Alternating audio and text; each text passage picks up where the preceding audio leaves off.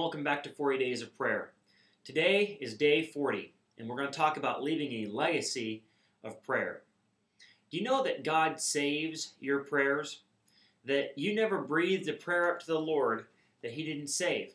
The Bible teaches us in Revelation chapter 5 and verse 8 that one day the prayers of the saints will be released in heaven as a sweet-smelling fragrance to God. You know, you can leave a legacy of prayer by leaving a reputation for prayer. Many people in the Bible did that. Hannah was known for her prayer. When she prayed for a son and a child, that's what we think about when we think about Hannah. David was known for his prayers in the book of Psalms. And Jabez was also known for praying a prayer that God answered. I wonder, what do you think you're known for? What would it be that they would write on your tombstone if you were to die today? You know, I enjoy the football and the Arizona Cardinals, but I wouldn't want that on my tombstone. I hope that I've lived a more significant life than I was a great fan of football or baseball or basketball. Would they talk about your stocks and your portfolio? I hope not. Wouldn't it be great to be known as a person who prayed and knew the Lord? Do you remember when you were growing up? When you think back to those times and you think about your family and your parents, what do you think about? Unfortunately, for some people, they think about fighting. Some people think about vacations. But did you ever catch your parents praying? Did you ever walk into the room and they were kneeling next to the bed and they were praying for you? Could you ever overhear something like that? That's really what I'm suggesting, is that you leave a legacy of prayer for the next generation and the next generation. When you do that, you're also going to teach them to pray. More is actually caught than taught when it comes to prayer. You need to teach people to pray by doing it. One way you can leave a legacy of prayer is by praying for people with them.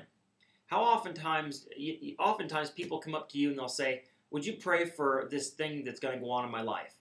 The best thing that I find to do is to stop right then and pray with them. And really talk to the Lord. Really get with the Lord and with them. Make it a significant thing.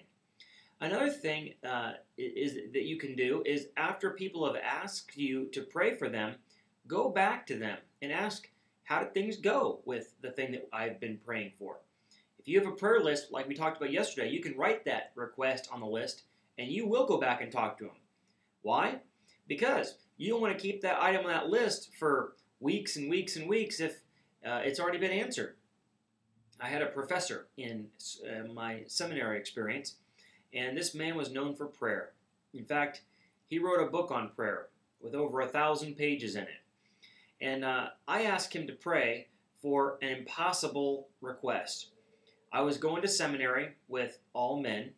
I was in a church of 200 in a town in California. So with that 200 people, there weren't too many girls my age. And I had just been through a college experience with 8,000 girls my own age, didn't get married after 4 years, didn't hardly even date. And my request to him was, hey, would you pray that God would find me the person I'm supposed to marry? Well, you know what? Within a few months, I had met the girl that God had for me through just a strange series of circumstances. And we were engaged and just about to get married. And one day he said, you know, I've been praying for this. How's that going? And I had to say, oh, I'm sorry. You know, about 3 months ago, I met this girl and so on and so forth. And he said, well, okay, well, thank you. And next time, let me know when something happens. And when you go back to people and you ask them how things are going, it lets them know that you're praying for them. It means a lot. Another way you can leave a legacy of prayer is by teaching others to pray. There's an old saying, you can either give someone fish or you can teach them how to catch a fish. I hope that there's some people in your life that you're discipling. No matter what level you are at your spiritual life, you can disciple people. If you've just been saved, take another person who's a new Christian, say, hey, let's learn some of this stuff together. But most of you have been saved a while, and you can teach people to pray. The last thing I'd suggest if you're going to leave a legacy of prayer is to pray for some people who do not exist. Maybe they exist, but you don't know who they are. I know so many people who will tell you, I'm praying for my daughter's future husband. I'm praying for this person who's going to be leading this thing. I don't know who this person is, but I'm praying for him. Pray for people whose names you don't already know, and even the identity of the person you don't already know. Well, I hope that 40 Days of Prayer has helped you. I hope that you've learned some things about prayer that have been getting results in your life. I would encourage you to sit down and write out 1 or 2 things that have changed in your prayer life because of 40 Days of Prayer. Some things that you've implemented in your life. And maybe write down a couple of things that you'd like to go back and review and say, you know, that maybe caught my attention, but I don't know if I really implemented anything in that one area. And so hopefully you'll go back and watch these videos. They're going to be available online for many months to come. And so I hope that you'll watch these and they'll be a blessing to you. Well, God bless you. Have a great day.